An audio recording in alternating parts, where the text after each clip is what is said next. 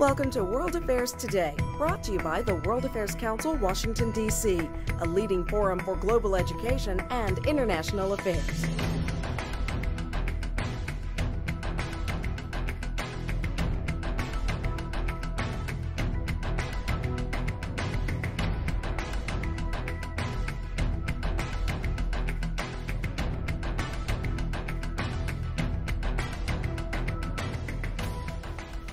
Good evening and welcome. I'm Heidi Shoup, President of the World Affairs Council, Washington, D.C., and it's my pleasure to welcome you here this evening.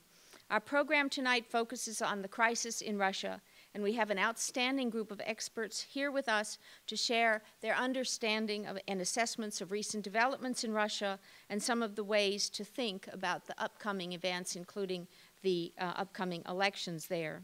Our moderator this evening is Ambassador William Courtney. He is a retired American diplomat whose distinguished career in the Foreign Service included postings as ambassador to Kazakhstan from 1992 to 1995 and to Georgia from 95 to 97. He later served as senior director of the National Security Council's staff for Russia, Ukraine, and Eurasia. Today, he is a senior executive at Computer Sciences Corporation and is a member of the Board of Directors of the World Affairs Council, Washington, D.C., where he chairs the International Affairs Programs Committee. He will introduce our distinguished panel members. So, ladies and gentlemen, please welcome Ambassador Courtney and our distinguished panel. Thank you. Thank you. Thank you. Welcome to this evening's discussion of the crisis in Russia. On Saturday, December 10, Moscow saw the largest public demonstration since the collapse of the USSR 20 years ago. Demonstrators protested rigged parliamentary elections the preceding Sunday, December 4th. A political crisis long in the making seems now to be gripping Russia. The key issue is whether the recent trend toward more authoritarian rule in Russia will continue, or will Russia turn the page and become more open and democratic? 20 years ago this month, in December 1991, Russia emerged as a new state. In the 1990s, it was a weak democracy under its elected president, Boris Yeltsin. But new freedoms depended too much on him, and independent institutions, such as an independent judiciary, were not built. To his credit, Yeltsin launched bold market reforms which have done much to propel Russia's subsequent economic growth. As the world's largest energy producer, Russia has benefited from higher prices for its oil and gas exports. But Yeltsin made serious errors. Much state property was privatized through corrupt means, and tragically, he launched a war against separatists in Chechnya, a North Caucasian region of Russia. After 8 years in power, Yeltsin handed over the reins of authority to Vladimir Putin, a former head of the secret police. Since 2000, Putin has dominated political power in Russia, as president for 8 years and 4 as prime minister, a post he holds today.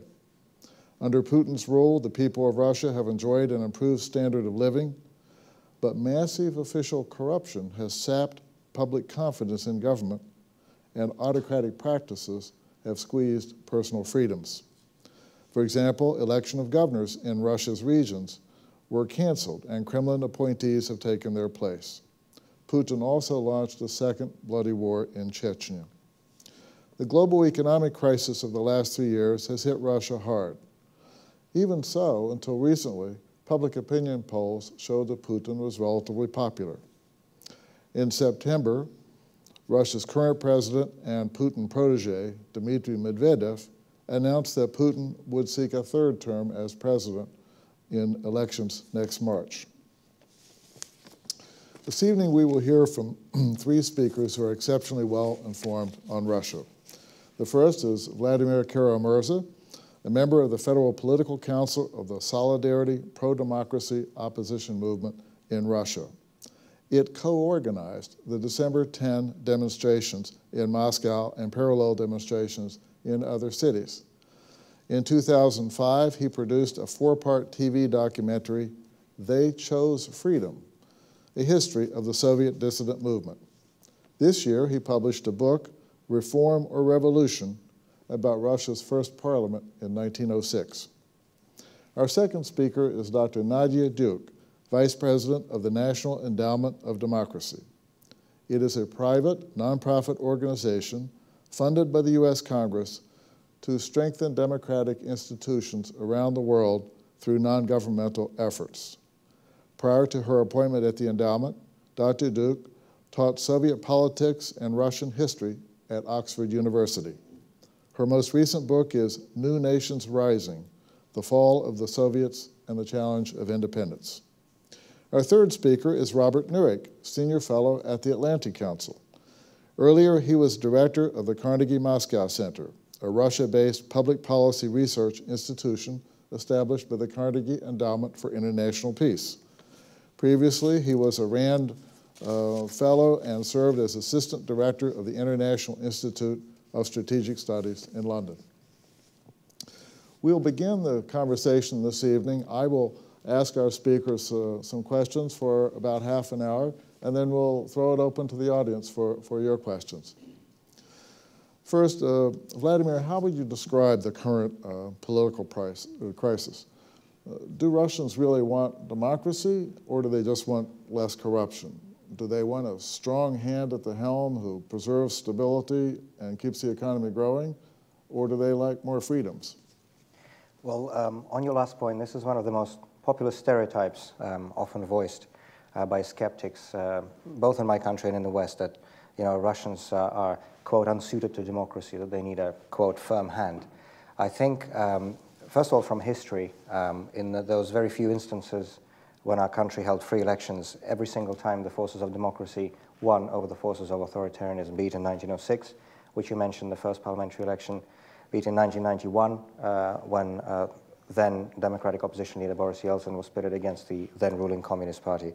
But also, this is the main message of the last few days, and what we're still seeing unfolding in front of our eyes.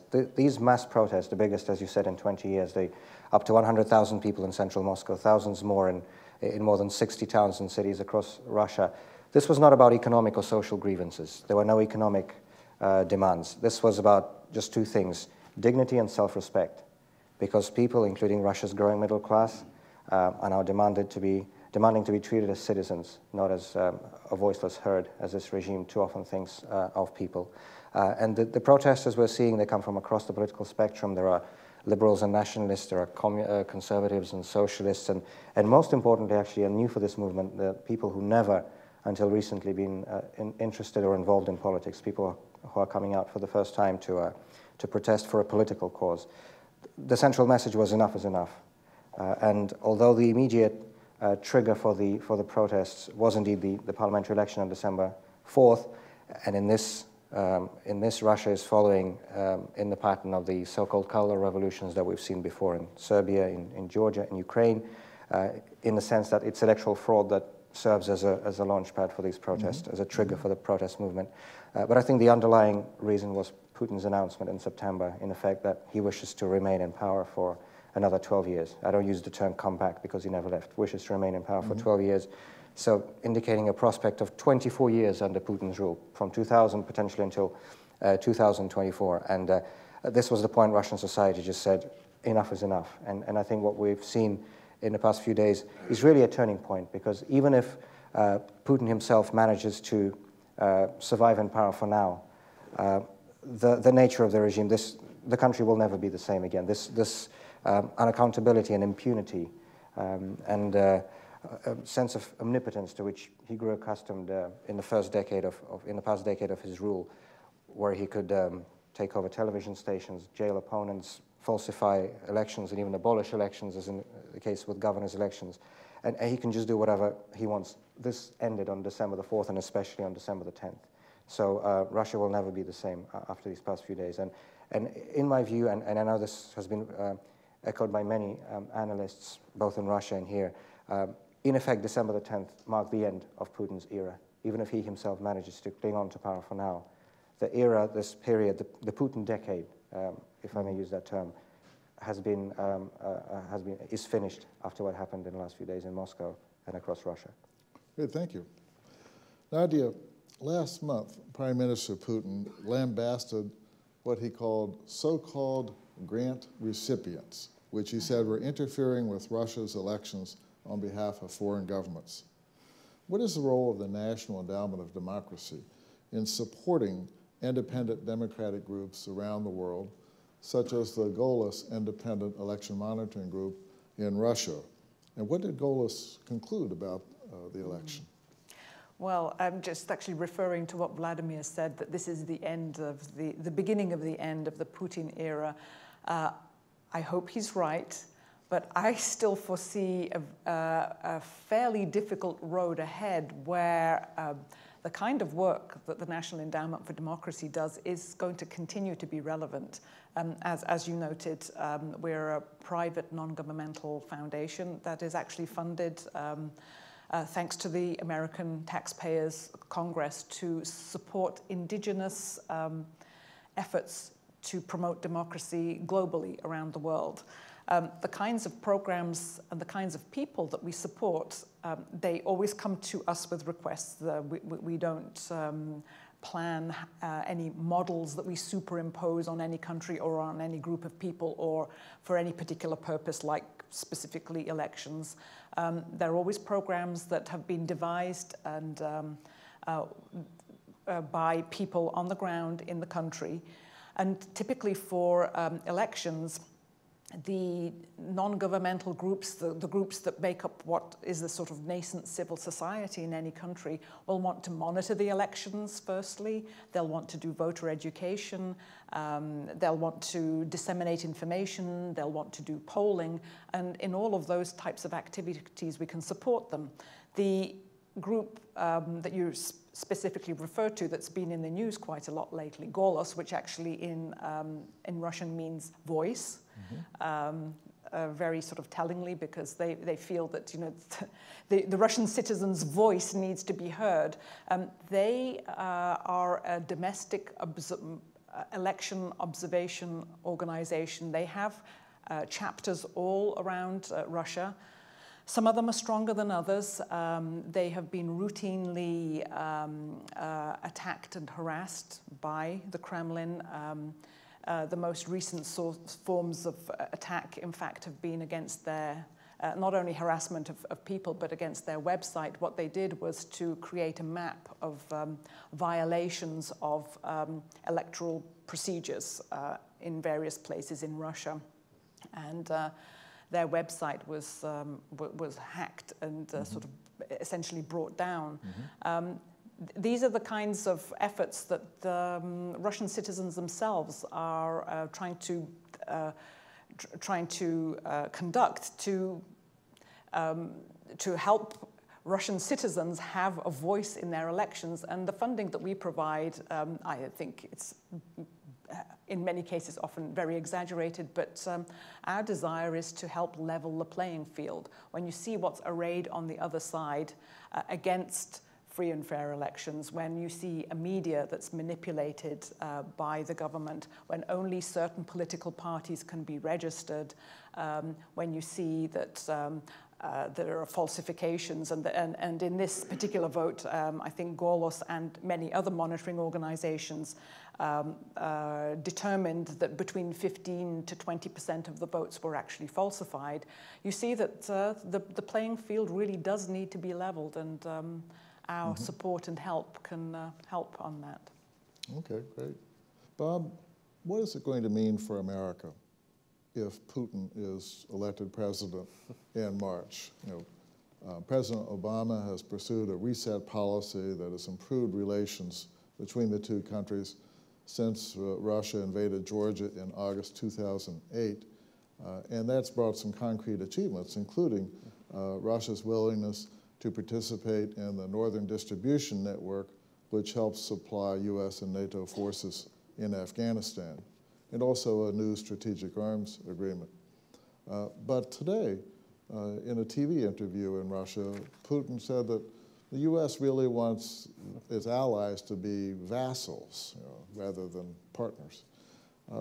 What's it going to mean for him to come back into power? Well, first of all, I don't think there's much doubt about the outcome of the election. Mr. Putin will, fairly or otherwise, will be reelected. And ever since the announcement of that he was going to be running to resume the presidency back in September, the Russia community here has been thinking about precisely the question you asked. What difference will that make for Russian policy in general and for relations with the United States in particular? And I think it's fair to say that the general consensus is that it won't make a strategic difference. That is, that Mr. Putin was the decider in any case, that what was done before was done certainly with his not only acquiescence but support, that he was a person who, whatever the de jure allocations of power may have been, de facto, he was in control of things. And so in that sense, there won't be huge changes in kind of the core aspects of Russian foreign policy. And I generally agree with that, but having said that, it's not the same as saying that it will make no difference. And the reason I think it could matter is that for all the successes of the reset, and I entirely agree that they have been important, we're now in a situation where the remaining issues on the Russian-American agenda are very difficult, and in some cases quite contentious. And both sides, if they're going to make progress, are going to have to manage this relationship, both among themselves and with other constituencies. In the U.S. case, one of the constraints or potential constraints will be the increasing unhappiness and nervousness in the Congress about the reset in general, but also about particular aspects of U.S. policy that may need to be addressed if some of these other more difficult issues are going to be successfully tackled. And here, the rhetoric can matter. If Mr. Putin yields to the temptation, which we've seen before, to particularly, for example, during the election campaign, to use very harsh rhetoric about the West in general, about the United States in particular, this is going to make these difficult issues even more difficult to deal with politically in the United States. So I think from that point of view, the atmospherics could change, even if the core substance of policies are not much affected, and the atmospherics could matter. Okay. The Russians use a phrase called near abroad to refer to countries that are their neighbors that were part of the former Soviet Union, which Moscow dominated. Nadia, what are the implications of a new let's say a President Putin elected back to power again for the near abroad, for Ukraine, Georgia, the Baltics, and the other areas? You know, recently he's pushed for a new Eurasian Union, but it's not clear that's a voluntary arrangement. It looks like there have been some pressures. Ukraine had an election last year in which President Yanukovych came to power. He was thought to be close to Russia, but Russia seems to be putting a lot of pressure even on Yanukovych. Where do you see things going with the near abroad if Putin is back? Well, I think this is an extremely important point here, because you're talking about 12 or so states and some very important and large states around Russia, and Russia itself, of course, being very large, with influence in these areas. The rest of the near abroad at the moment is going. The political developments are going backwards in terms of democracy, and there is some sort of credible evidence as well that Russians might actually be providing at least a model of how to exert authoritarian pressures, how to manipulate political parties and so on. So if that element were suddenly to be taken away, I'm kind of reversing your question in a sense, what would happen if Putin suddenly disappeared? That would essentially put all of those authoritarian dictators on notice that the same kind of thing could happen in their country. I think that Kazakhstan is having elections in January, and I'm sure that President Nazarbayev must be looking a little nervously at Moscow right now, wondering whether the same could happen in his country. And there are many others in Central Asia as well who probably think the same thing. In the near abroad that is actually nearer to Moscow, there has been a sort of tripartite pact for the last year or two, where Putin has really been the anchor. President Yanukovych came to power and quickly reversed many democratic freedoms that the Orange Revolution had actually brought about in Ukraine. And last December in Belarus, we saw that President Alexander Lukashenko, whom is often referred to as the last dictator in Europe, also cracked down very violently and very viciously on the political opposition there. My thought is that since we've had people on the streets in Moscow, that both President Yanukovych and definitely President Lukashenko must be looking very nervously at their own fate for the future and to see what might happen. I wouldn't say that we should be so sure that Putin will be the same, even if he does get, if he gets elected in March, and I'm actually saying if, because I think we need to wait till 24th of December when the next round of protests come out. If he is elected in March, I think he will have to be a very different kind of president, because he will then have to make some compromises to the social forces that have been gathering and that have manifested themselves, and hopefully can actually put forward and make concrete some of the political demands that are now floating up through the ranks. And at that point, I think President Yanukovych really needs to look to his own future to see whether he can continue turning the screws in an authoritarian direction in Ukraine, which he has been doing. And well, with President Lukashenko, he's been in power since 1996. Maybe it would be time for him to call it a day. Don't know if that helps to answer the question. Yes, thank you. Vladimir, many Russians tend to look up to Europe and Europeans and the European lifestyle, and they tend to regard Europe as more politically mature maybe than Russia. But in my experience, Russians have tended to see the Arab world as less politically sophisticated than Russia. The Arab Spring movement now, has that caused Russians to come out into the streets to some extent? Because even the Arabs who are less politically sophisticated in Syria, they're coming out in unarmed demonstrations and they're dying every day almost. To what extent has the Arab Spring influenced Russia?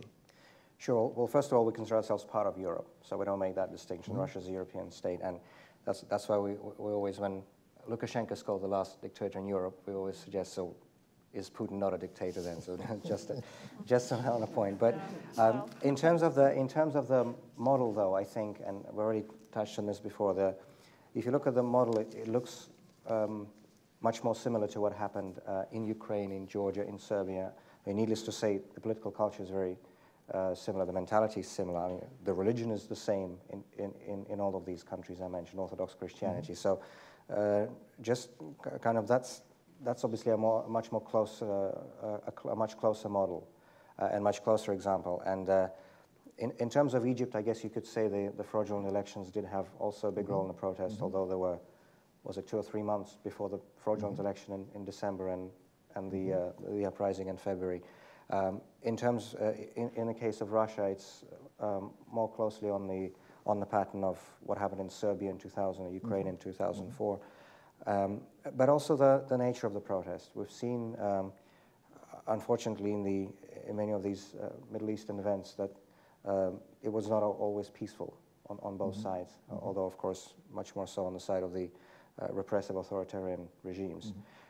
But what we saw in Libya, for instance, it could not be described as a peaceful protest. What we saw in Ukraine in 2004, when not a single window was broken, in those 2 weeks when tens and hundreds of thousands of people stood on the Maidan, not a single car was wrecked, not a single Bus stop was damaged. This is what we're seeing now in Moscow. This protest on Bolotnaya Square, the largest, as you said, in 20 years, when between 80 and 100,000 people came out. There was not a single instance of violence or of any kind of provocations or attempts to have anything other than a peaceful political protest.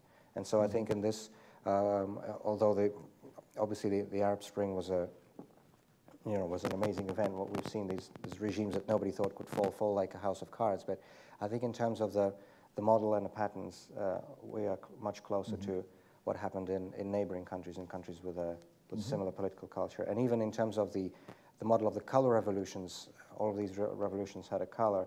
Ours is white, hence the white ribbon. That's the symbol of the protest. And it was chosen because it's non-partisan, because we usually have, as in all the countries in our corner of the world, colors are usually associated with, obviously red is associated with communist, socialist. Orange, in our case, this is the color of Solidarność, the movement to which I belong, is obviously associated with the pro-Western liberal movements and so on and so forth. So the white ribbon was chosen as a all-unifying, non-partisan symbol of protest, which is not maybe so much political as it's just it's civic. It's about dignity and self-respect. People are just fed up with being treated like nothing, and so obviously, having their votes so obviously just stolen and trampled. And this was the final straw, I think, with fraudulent Duma election that we saw. Bob, terrorism and insurgency have been spreading across the Northern Caucasus. In the 1990s and early 2000s, there were the two wars in Chechnya that Moscow prosecuted. But in recent years, the terrorism and insurgency has spread to Dagestan and other areas. Sochi, where the 2014 Winter Olympics will be held, is on the western edge of the Caucasus region. A minority there, in fact, is active, seeking to get Moscow to acknowledge that a genocide took there in the 19th century. What do you think about the security of the Olympics in 2014 with all this fighting going on in the North Caucasus area? Yeah, I'm not sure I have a very good answer to that particular question because, I mean, it is the case that people are starting to get a bit nervous about this. There hasn't been a lot of focused attention to the question of the Olympics yet. I expect more of it, and it is certainly the case that in the Northern Caucasus in general, that the situation, particularly in the last year and a half or so, has gotten worse. Been more violence, it looks much more uncontrolled, and it doesn't appear, to me at least, that the Kremlin knows what to do about it. It's tried a variety of tactics, in some cases quite harsh, focusing on military responses. There have been other periods when they've talked a lot and put together, at least on paper, programs focusing on economic development and the like.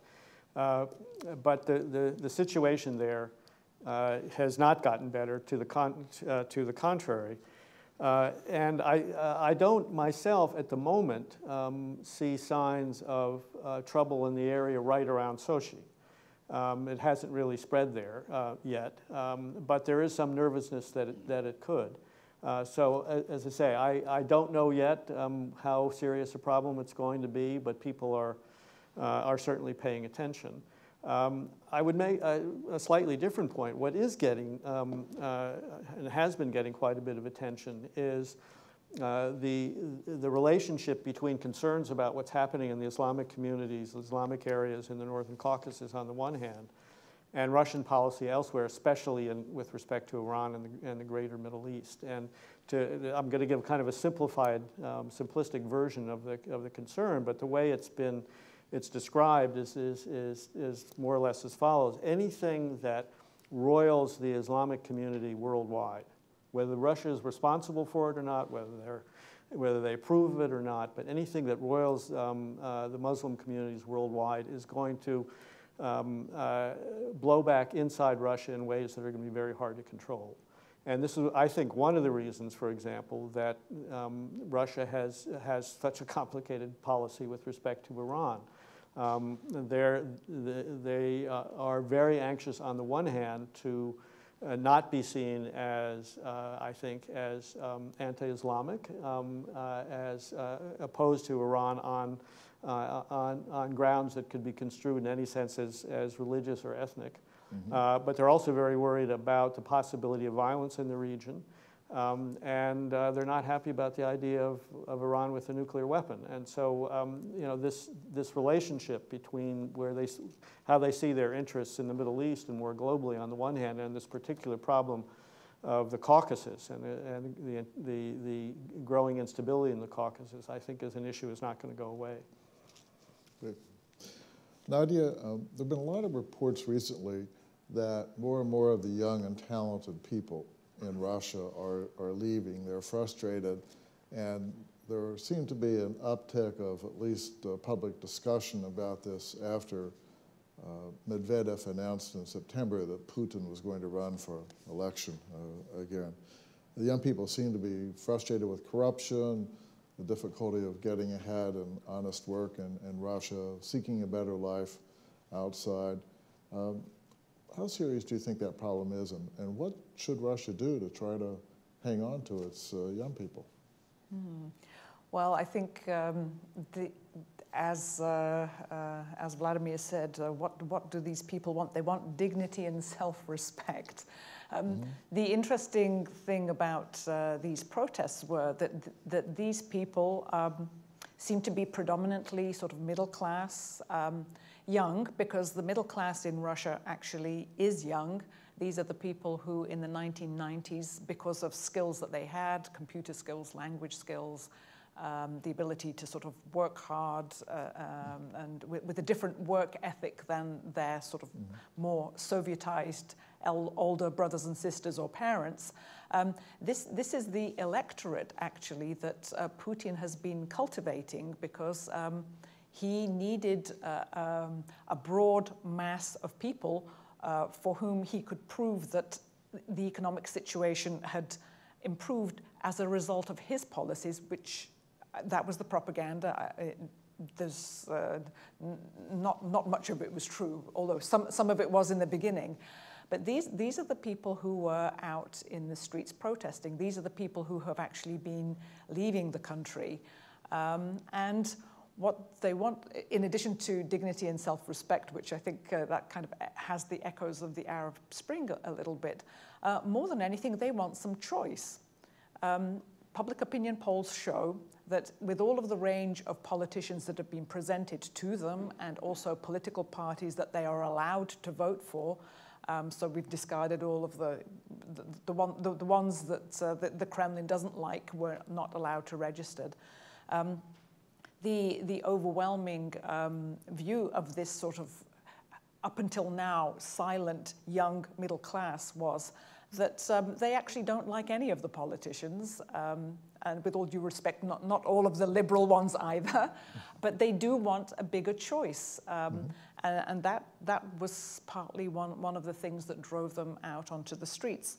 What can Russia do? Well, you know, freeing up and liberalizing the political system would help to create, enable political parties to coalesce that actually represented the people, which would be, you know, a good first step towards reviving the system. And then, but that's a long way, and I don't think we're going to get there quite yet. These young people, I think, still have much more to say. They're becoming more and more politicized now, and the thing that we haven't mentioned here is the possibility that actually there could be a very violent backlash, there could be a very violent crackdown. At the moment, we can see the Russian government is looking at these young people and wondering what is it that they want. Maybe some concessions are being made, some top officials are resigning. Putin is making sort of noises about the possibility of governors being elected and so on. But I think that's, as with all of these civic protest movements, I think that's too little too late. And at some point, you know, somebody's nerve may crack, and we may see a scenario that will not be not be a good one, and that is something that I fear. Hopefully it won't happen. We don't see it happening yet. There have been a few people who have been arrested, and they believe that the violence has been done to them. But putting it in perspective, when Soviet political prisoners used to get 12 years routinely, now I think if Mr. Navalny is in prison for 15 days, then at least we know in 15 days we're going to see him, and we should demand to see him if he's not let out. If I could just add a few words to what Nadia just said. I think it's important to stress there are enormous uncertainties about where this is going, at least in the near and medium term. I mean, I agree that something very important has happened in Russia, and I also agree that one thing that we can see from the demonstration so far is this very strong desire, as you say, for dignity, self-respect, and a choice. But what else? Beyond that, there are huge uncertainties about what the agenda is. This is clearly a very mixed group of people. How much of this, how much of their political agenda is for what we would call liberal democracy is not clear. That's clearly important for a segment of these, but we've also seen one of the things that's happened is that there's at least some intersection between the protest movements and people, including Navalny, who have been trying to appeal to nationalism. They've been trying, I think, in many cases to harness it. Whether it's harnessable or to what extent it's harnessable, I'm not sure. This is a source, by the way, of some concern among Russia's neighbors, including the Baltic states, about where this may go. And there's also big, uncertainty about how the administration, how the Kremlin and the authorities are going to behave. I think the sign so far is that they're going to try to co-opt as much of this as they can, and the initial indications have been that they want to portray themselves as both being responsive but also in control. And I think there's a very strong instinct, certainly among the people around Mr. Putin, for control.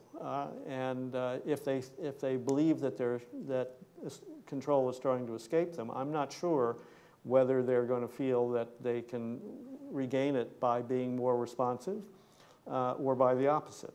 I don't think my impression is they're not sure themselves. I mean, one of the things that's been striking about some of their public appearances just in the last week or so is they simply look much more uncertain than they have in a long time.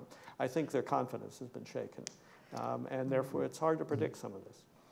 If I could comment briefly just on that, and you're absolutely right about the diverse nature of the protests, and I think that's a common thread we saw in these previous instances in Serbia and Ukraine. Certainly there were the widest spectrum from left to right, including some nationalists too, both in Serbia and Ukraine. But I think the prevailing vector then, as it is now in Russia, is, I mean, there's only one demand of this 100,000 strong rally, free and fair elections. Nobody's talking about, any nationalist causes or any social causes. And just judging by the reaction of those protesters on Bolotne who booed the communist guy who came to speak, and cheered Boris Nemtsov and Grigory Avlinsky. Even just by those anecdotal things, we can kind of judge what the prevailing mood is. And in terms of the crackdowns to which Nadia referred, it's also very interesting how the law enforcement authorities and the police will react to this. Last Saturday, as I mentioned, there were protests all across Russia, and they were not all peaceful from the police side. And there were, in some of the cities, there were arrests. And in the city of Syktyvkar, in the north of Russia, the local police were given an order to disperse the demonstrators, and they refused to do it. And so that the senior police officials are now trying to go after these local policemen who refused to beat up the peaceful demonstrators. And the head of the Moscow Police Union came out a couple of days ago, and he said openly that the majority of our force are just not going to go and beat up peaceful people who come out in the streets of their own capital. And as a senior police official in St. Petersburg said a few days ago to one of our colleagues there, one of the pro-democracy leaders in St. Petersburg, he said quite candidly, when there are 500 of you, we're going to break up your rally. When there are 20,000, we're going to think carefully. When there are 200,000, we're going to put down our uniform and join you. And I think this is a very important point. That's great. Well, that's a good moment to transition. I will ask Vladimir one final question, but please begin thinking about your questions and step up to the microphone so that the television audience will be able to hear your question as well. Vladimir, the television networks in Russia are controlled by the government, and Putin has tightened that control over time. But the internet generally has been allowed to run free.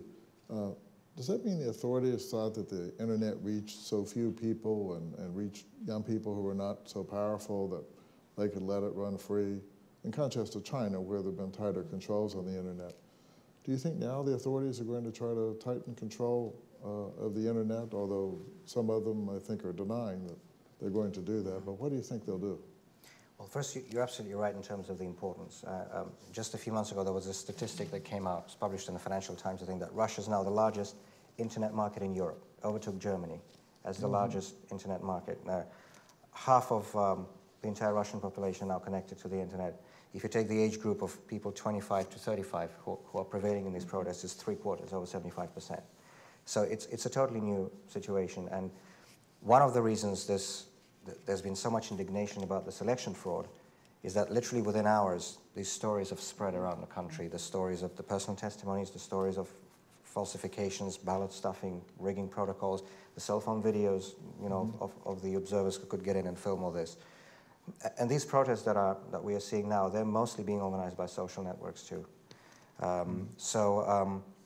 It's certainly clear that the regime would like to control it. In fact, the FSB head, or the Security Council chief, Patrushev, came out a few days ago and said that it would be nice to look at the Chinese example of how to deal with the internet. There was an FSB official a few months ago who said that there should be a ban on, I believe it was Skype and Gmail in Russia, because these are the ones that apparently are not controlled by, can be monitored so easily by the FSB. But I think if they try to do something like that, and this is, I mean, this is not just part of politics or any kind of protest, this is just a lifestyle. If they try to limit, and this is not political freedoms we're talking about, this is just personal freedoms and everyday lifestyle of people, of millions, tens of millions of Russians who are now used to having cell phones, you know, Skype, internet, social networking, email, what have you. If they try to limit that, there'll be 1 million out in the streets tomorrow, not 100,000. So I don't think they would like to go there. I don't think they can. And what, in fact, we're seeing is the opposite. In the last few days, as you rightly mentioned, in his first 3 years in power, Putin took down or took over all the independent TV channels. We remember NTV, TV6, TVS. These were either shut down or taken over by the regime. What we saw on Saturday was, for the first time in years, state television had to report the opposition protest because it was so big. And this information blockade that was imposed by by state TV, Kremlin-run TV, on opposition leaders was lifted. And for instance, you know, people heard the name of Boris Nemtsov mentioned on Channel 1. I don't remember the last time it happened, maybe 10 years ago or 8 years ago. So this is, just to underscore the point again, this is really big. And I think going back to when you discussed the US-Russian relations previously, you know, 1 month ago, if you even said a phrase, or I said a phrase, you know, if Putin comes back in March, it would have been laughed at, even a month ago, even 2 weeks ago maybe. It's not so funny today. And I think what Nadia said about if, and underscoring this if, it's now not, you know, within the completely impossible that he may not be there in spring. I personally am not as optimistic as some of my colleagues. I think he will be, and elected's not the word, he will be installed again in the spring.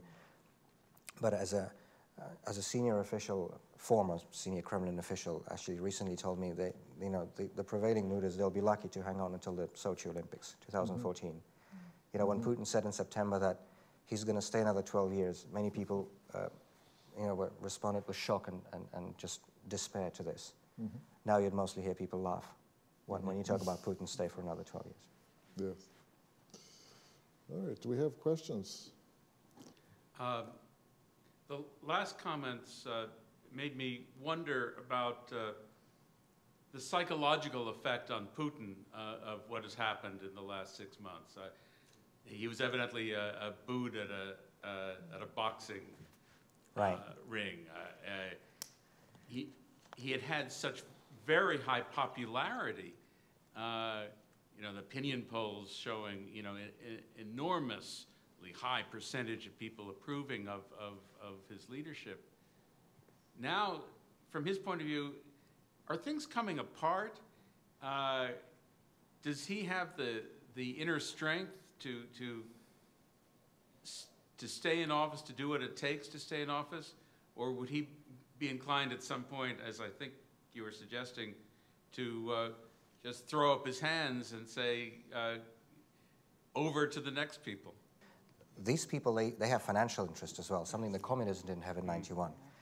You know, many of them are afraid they'll be in jail once they leave power because of the things they've done. So I'm not saying he, and I just want to clarify this point, that he's going to do it. I'm just saying that at some point, you know, Milosevic didn't want to throw in the towel, Mubarak didn't, you know, Kuchma or the people around him didn't. It just happens sometimes, you know, when you have tens of thousands of people in your capital, and the police refuses to shoot at peaceful, unarmed demonstrators. There's only so much you can do. My good friend Anders Aslund recently wrote an article who called actually one of these instances of Putin's Ceausescu moment, where the look of panic on his face actually when he was at the boxing match or the martial arts event when he was booed, that there was sort of complete sort of lack of understanding that he may not be the most popular person anymore. But just a point on dictators. This is a sort of occupational hazard of being a dictator, that increasingly the longer you're in that position, the less connection you have to the real world, to real people, because mostly information is controlled.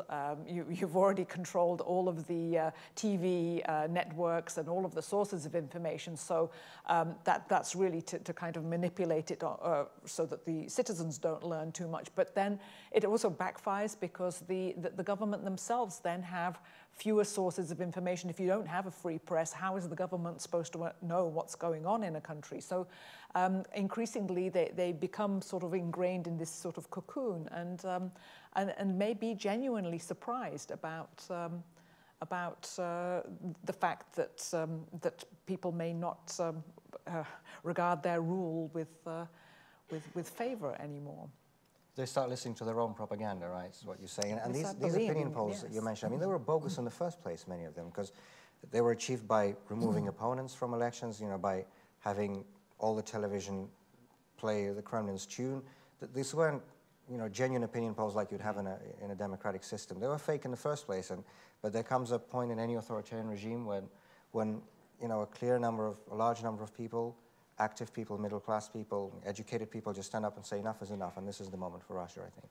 I think myself that the chances that Mr. Putin will not be the president of Russia at the end of March are practically nil. I think they're very small.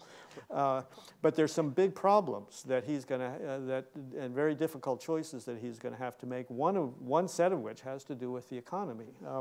Because what we've seen so far is that the administration has used this oil money, these oil riches, not only to enrich themselves, which they have, but also to throw a lot of money into social programs, including pensions and the like. They realize they can't sustain this. There's been quite a lot of very explicit discussion about this. And even now, the budget, the Russian federal budget, is going to be balanced only if oil prices are something on the order of $130 a barrel. They're not now, and they're not going to be. There's considerable expectation that sometime after the election, there are going to have to be changes to a lot of aspects of social policy, which are going to make a lot of people very unhappy because pensions will go down. A lot of other social benefits are going to be more constrained. In this circumstance, where suddenly there's politics again in Russia, and concern about not only about standards of living and where Russia is going, but a sense that that the constraints, the financial constraints that the government is facing, are in part a product of this enormous corruption. I think it's going to make it very, very hard to deal with. I mean, people can deal with corruption if you know, if they think that for a while, if they think that things are getting better. But when things are not getting better, the sense of unfairness becomes politically much more salient, and I think we're starting to see that now. I've worn out a bit of shoe leather myself in the streets of Berkeley, California, and Washington, D.C. One of the chants that is always prevalent is that the people united will never be defeated. Conversely, the people divided can always be controlled. In follow-up with the question before, if President Putin has been a solid leader at the top of a unified state, does he have the inkling or the apparatus to divide the people from each other and lessen the peril to his own situation?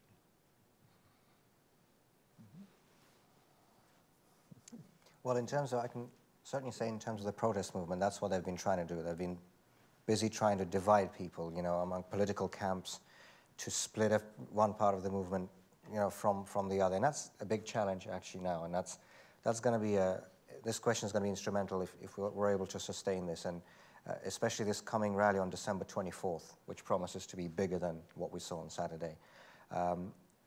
What we're seeing now, though, is his 4-hour TV marathon this morning, where he traded insults at the opposition leaders and opposition supporters. They're only increasing the turnout at our rallies. So he's the best recruiter for the moment, because there is, as we talked about before, I think this was a psychological turning point. It's not just that he's not, you know, popular and respected, but it's also that he's no longer going to be feared, and he's going to be laughed at and booed, as we saw at the stadium.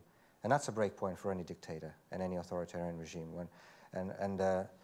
You know, people who are careerists are going to start weighing their options. People who are harassed and, you know, pressured and intimidated, especially in the provinces and the regions, they won't be intimidated as easily anymore. So it's going to be a process, but it's clearly started now. But the main challenge for us, for the opposition movement, is to stay one, as Ukrainians have done in December 2004, and the Georgians and the Serbians before them. We have to stay united for this moment. Of course, once there is a free election, once there is a new system, obviously there'll be many different parties in different camps. But this is a pivotal moment, and the opposition must stand as one. And as you certainly, it's a very good point that you just made. Thank you.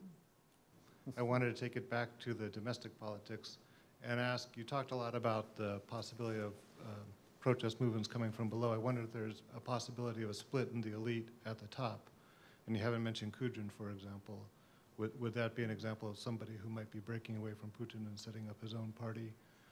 And then also, what about Prokhorov, the oligarch? Is that a real opposition movement, or is there any kind of real opposition in the business elite that could be, maybe work with the people from below?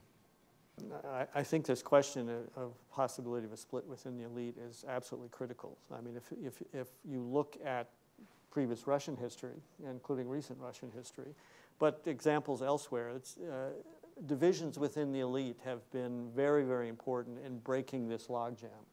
And I suspect that will be the case here. And if I had to guess, and I stress this as a guess, if it happens, it may not be over over questions of aligning with one or other part of the opposition, but as a product of debates which are surfacing already, and which, to his credit, even Medvedev, for all his other deficiencies, has helped to raise about the general direction of Russian, particularly economic policy. The argument basically is where we're going.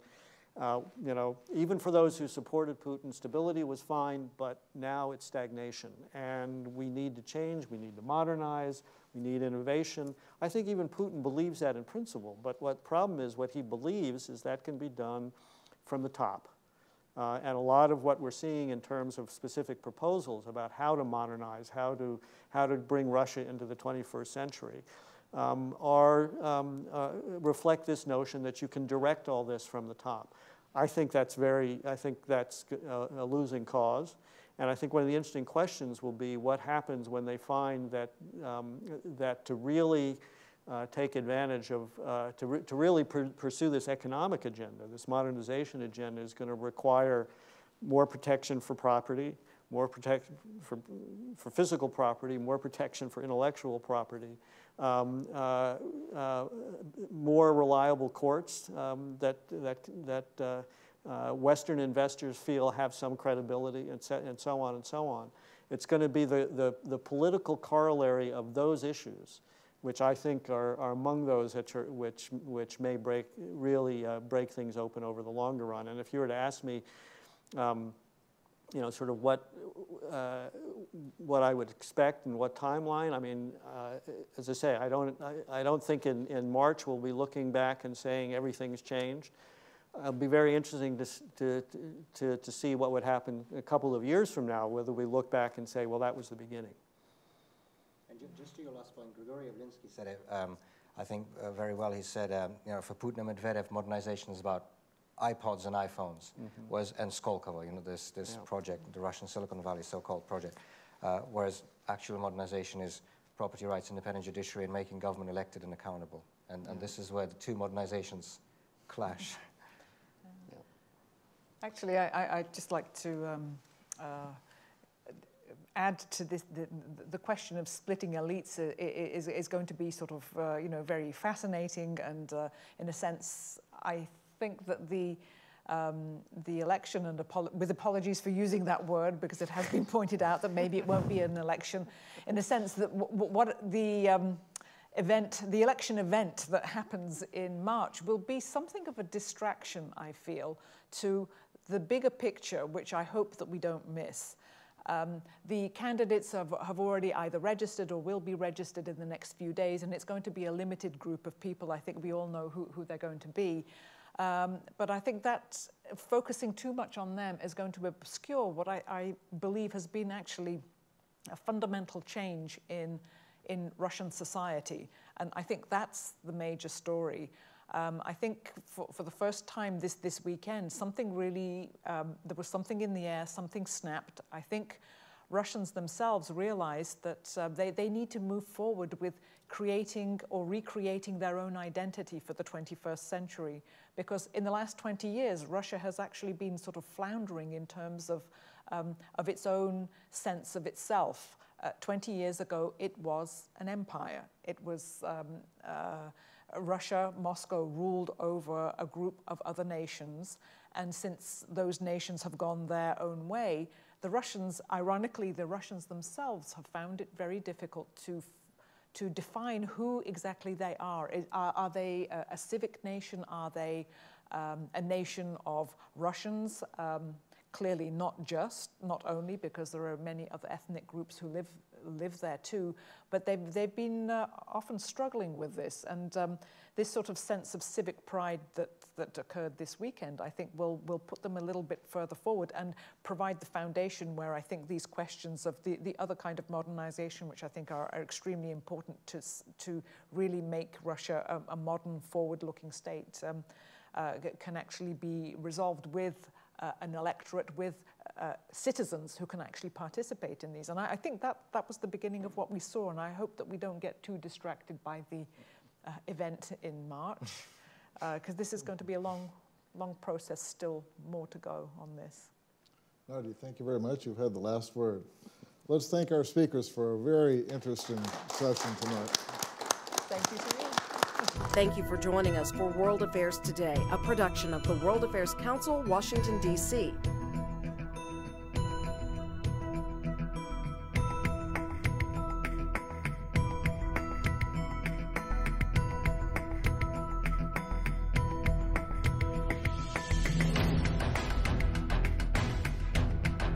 Stay connected with us at www.worldaffairstoday.org.